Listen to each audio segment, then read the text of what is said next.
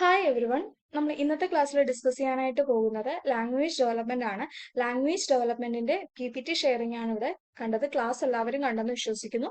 ഇനി നമുക്ക് PPT ഷെയറിംഗിലോട്ട് ഇടങ്ങാം. Not explanation ആണ്, എല്ലാവരും ശ്രദ്ധിച്ചിരിക്കുക. വളരെ ഇമ്പോർട്ടന്റ് ആയിട്ടുള്ള ഒരു ഡെവലപ്മെന്റ് കൂടിയാണ് language development. It refers to the process by which we learn to use complex rules to form and the manipulate symbols to generate endless number of meaningful sentence. അതായത് ഒരു കുട്ടിക്ക് അല്ലെ പറയാനായിട്ട് പറ്റും. നമ്മൾ ഓരോ കാര്യങ്ങൾ പറയണമെങ്കിൽ അല്ല കമ്മ്യൂണിക്കേറ്റ് ചെയ്യണമെങ്കിൽ എന്താവശ്യമാണ്? ഒരു ഭാഷ അല്ലെങ്കിൽ ഒരു ലാംഗ്വേജ് അത്യാവശ്യമാണ് അല്ലെ. ഒരു കമ്മ്യൂണിക്കേഷൻ അല്ലെങ്കിൽ ഒരു നമ്മൾ മെസ്സേജ് അങ്ങോട്ടും ഇങ്ങോട്ടും കൈമാറാൻ പറ്റുന്ന ഒരു ഉപാധി കൂടിയാണ് ലാംഗ്വേജ് ഡെവലപ്മെന്റ് എന്നുകൊണ്ട് ഉദ്ദേശിക്കുന്നത്. അതേപോലെ തന്നെ ഈ ലാംഗ്വേജ് ഡെവലപ്മെന്റ് പല തരത്തിലാണ് അത് ഡിഫൈൻ ചെയ്തിരിക്കുന്നത്. It indicates only language development depends upon the cognitive development. Cognitive ഡെവലപ്മെന്റിനെ ഡിപ്പെൻഡ് ചെയ്തിട്ടാണ് ലാംഗ്വേജ് ഡെവലപ്മെന്റ് ഉത്ഭവിക്കുന്നത്. Language have been defined as arbitrary system of vocal and written symbols.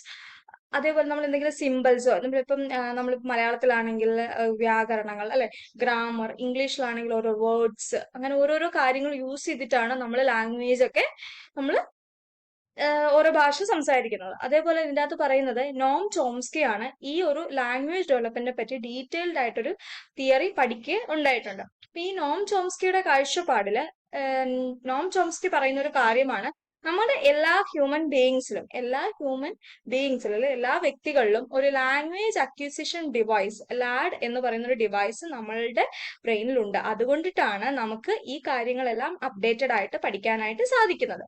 Okay, അല്ലെന്നുണ്ടെങ്കിൽ നമുക്ക് ഈ ലാംഗ്വേജ് അക്വയർ ചെയ്യാനായിട്ട് ഭയങ്കര പാടായിരിക്കും. അതേപോലെ തന്നെ പറയുന്ന വേറൊരു കാര്യമാണ് the children acquire the speech of their mother tongue. എല്ലാ കുട്ടികളും അവരവരുടെ മാതൃഭാഷ നിർബന്ധമായിട്ടും പഠിച്ചിരിക്കണം. മാതൃഭാഷ അല്ലെങ്കിൽ വേറൊരു കമ്മ്യൂണിക്കേറ്റ് ചെയ്യാനായിട്ട് പറ്റുന്ന ഏതെങ്കിലും ഇംഗ്ലീഷോ അല്ലെങ്കിൽ മലയാളമോ നമ്മൾ അറിഞ്ഞിരിക്കേണ്ടത് വളരെയധികം അത്യാവശ്യമായിട്ടുള്ള ഒരു കാര്യമാണ്. അതേപോലെ തന്നെ language is one of the essential tool for communicating ideas. നേരത്തെ പറഞ്ഞിരുന്നു, communicating ideas and thoughts to others. അതേപോലെ തന്നെ ഈ കുറെ അധികം കമ്മ്യൂണിക്കേഷൻ അല്ലെങ്കിൽ സ്പീച്ച് പ്രോബ്ലംസ് ഉണ്ട് അല്ലെ. സ്പീച്ച് പ്രോബ്ലം അല്ലെങ്കിൽ സ്പീച്ച് ഡെവലപ്മെന്റ് പ്രോബ്ലംസ് ഒക്കെ ഒരുപാട് അധികം ഉണ്ട്. അപ്പൊ എന്തൊക്കെയാണെന്നാണ് ഇതിന്റെ അകത്തൂടെ പറയുന്നത്. As a speech essential natural aspects of language, communication means primary exchange of ideas in speech.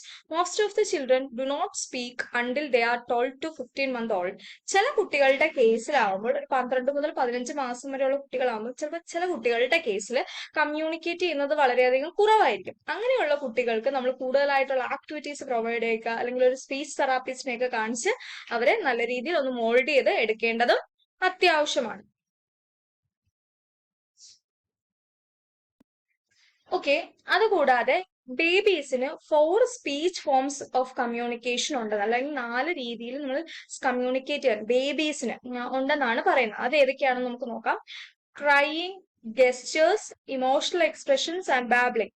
ഗെസ്റ്റേഴ്സ് എന്ന് വെച്ചാൽ ആംഗ്യം കാണിക്കുക അല്ലെ. ഇമോഷണൽ എക്സ്പ്രഷൻ അവർ കരഞ്ഞുകൊണ്ട് കാര്യം സാധിക്കുക, അതേപോലെ അല്ല ഇമോഷണൽ ആയിട്ട് ക്രൈയിങ്. അതേപോലെ തന്നെ ബാബ്ലിംഗ്. ക്രൈയിങ് എന്ന് പറയുന്നത് ഒരു ഇൻഫന്റ്, അതിൽ ഒരു കുഞ്ഞു കുട്ടി നമ്മുടെ വേൾഡുമായിട്ട് കമ്മ്യൂണിക്കേറ്റ് ചെയ്യുന്ന രീതിയെ നമ്മൾ ആ ഒരു ബേബീസിന്റെ കേസിൽ ക്രൈയിങ് എന്ന് നമുക്ക് വേണമെങ്കിൽ പറയാം.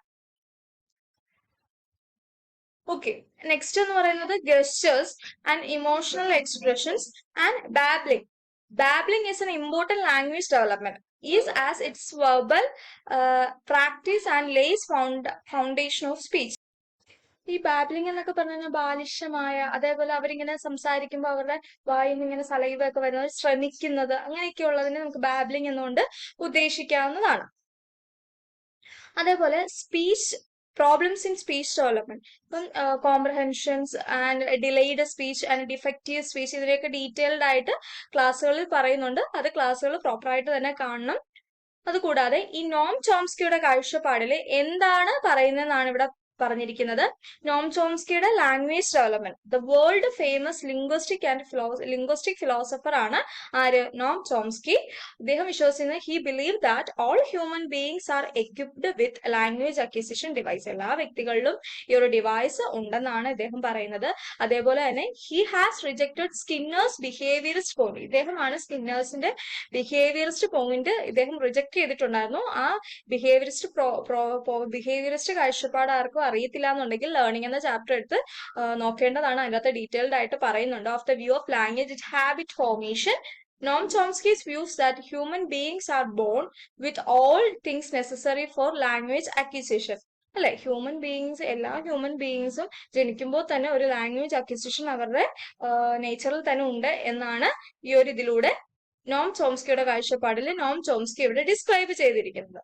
ഓക്കെ, അപ്പൊ ഇത്രയാണ് ഒരു ചെറിയൊരു മൊഡ്യൂൾ ആണിത്. ക്ലാസ്സിൽ ഡീറ്റെയിൽഡ് ആയിട്ട് പറയുന്നുണ്ട്. ഇത്രയാണ് നോട്ട്സിൽ പറയുന്ന കാര്യങ്ങൾ. ഫ്രീ സ്പീച്ച് എന്താണെന്ന് നോക്കുക, അതേപോലെ തന്നെ പ്രോബ്ലംസ് എന്താണെന്ന് നോക്കുക, അതിന്റെ അർത്ഥം എന്താണ് എന്നുള്ളത് നോക്കി വയ്ക്കുക. നോം ചോംസ്കിയുടെ ഈ ലാഡ് അല്ലെ, ലാംഗ്വേജ് അക്വിസിഷൻ ഡിവൈസ്, അതിന്റെ ഫുൾ ഫോം ഒക്കെ ഒന്ന് നോക്കി വയ്ക്കുക. വളരെ ഇമ്പോർട്ടന്റ് ആയിട്ടുള്ള ഒരു ഡിവൈസ് ആണ്. ആരാണ് ലാംഗ്വേജ് ഡെവലപ്മെന്റ് കൊണ്ടുവന്നത്? നോം ചോംസ്കി ആണ് അത് തിയറി പ്രപ്പോസ് ചെയ്തത്. അങ്ങനത്തെ കാര്യങ്ങളൊക്കെയാണ് ഈ ഒരു മൊഡ്യൂളിലൂടെ കൂടുതലായിട്ട് ഡിസ്കസ് ചെയ്യുന്നത്. ഓക്കെ, ഇനി നെക്സ്റ്റ് വീഡിയോ ആയിട്ട് നമുക്ക് കാണാം. Okay, thank you.